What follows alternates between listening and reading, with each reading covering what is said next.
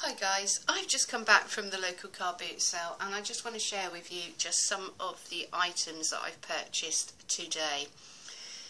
Another wealth of old ephemera, stroke applique, laces, napkins, playing cards, tins, reproduction, Indian blocks, rulers, you name it. I've got a little bit of everything, including a sewing machine. Where do I start? Well, let's start with some vintage photographs. Now, I just adore having old images in my collection. And people have been asking also, do I use the originals? Do I scan them? Do I photocopy them? As it happens, I do have a tendency to actually make prints through my photocopier. I don't tend to scan anything. That's more because I never set myself sufficient time to actually sit down and scan them through my computer.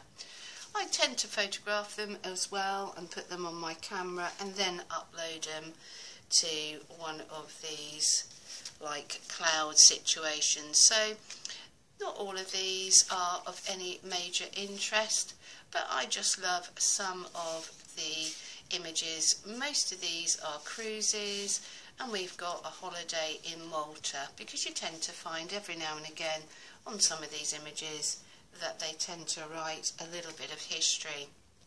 Now, also, what I found interesting is that, for me, the pack of photographs came from Selfridges in London, which is also a wonderful, lovely touch. But there's also a little pack of negatives.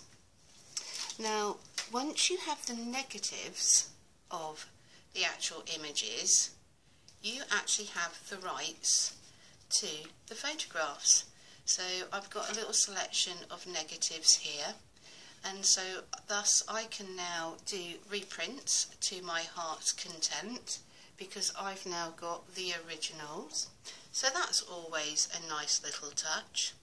And I'm just going to show you this little quirky, could be a girl, could be a boy, but just look at those wonderful curls on that particular image of this child. The little blocks. Well, these are not original. When I say original, these are not vintage Indian blocks, but these are something that the ladies in India are now reproducing for the market, so there is an income coming back into India, and these were 50p, and I thought I would give them a little try in my journals. We've got some playing cards. I want to do a journal predominantly on vintage, sort of going back in history on queens and kings of the Tudor period. Now, at first impression, they've got a lovely box, and these were, dare I say it says made in Australia, so quite interesting as I'm in the UK. Now, you can see the Tudor rose on the backs of these playing cards, but there are, as I was just having a quick flick through, there are some images, also some pictures, which I just thought will also be quite nice to add into a journal, because they're just a nice size, aren't they? So I've yet to look through them, but I do know that I'm going to have some wonderful images of queens and kings, maybe in this selection. No, more queens. Where's a king? Have I got a king in the pack? There you go. And so this will add, look at that jester. So this little joker here, lots of fun. So I will use those later on in my journaling. I mean, it does seem a shame to break the set, but on the other hand, this is the way I'd like to use them. Just picked up an old little tin. 10p is what I paid for this little tin. But there's nothing wrong with a little quirky tin. Hopefully I can put maybe a little mini junk journal in there. I haven't been to Buckingham Palace, but I mean, I've stood outside the grounds of Buckingham Palace, but I've never visited. But we've got these wonderful little serviettes, these wonderful little napkins, which I'm going to assume is some sort of china, blue and white, that's actually in Buckingham Palace. So I've come home with those. I'm just going to move that other picture there.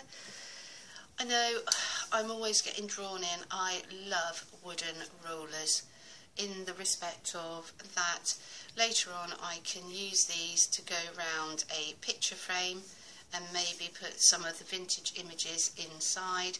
And so for the moment I'm just collecting old wooden rulers.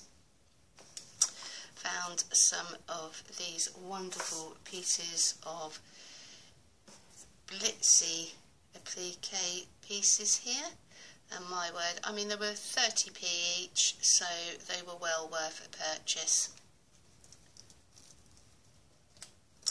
And we just got a little bit of trim going on here.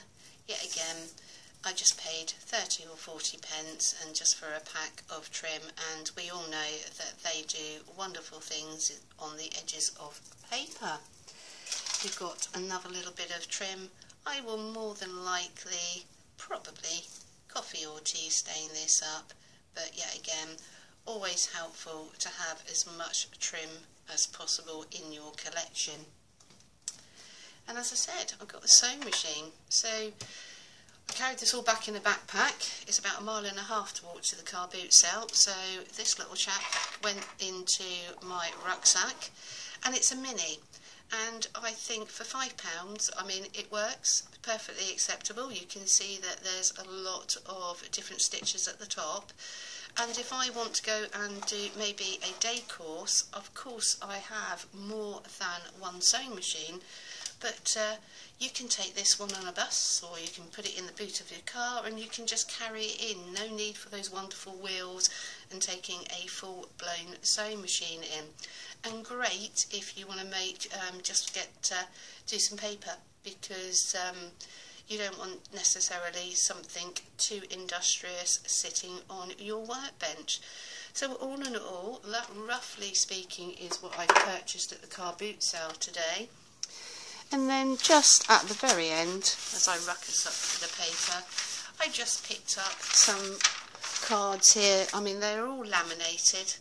I don't know much about the religion or the writing on here, but these were going free, and so I just picked up some of these, so at some point it wouldn't hurt to do possibly a prayer journal.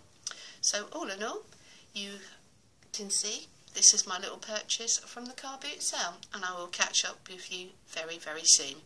Bye bye.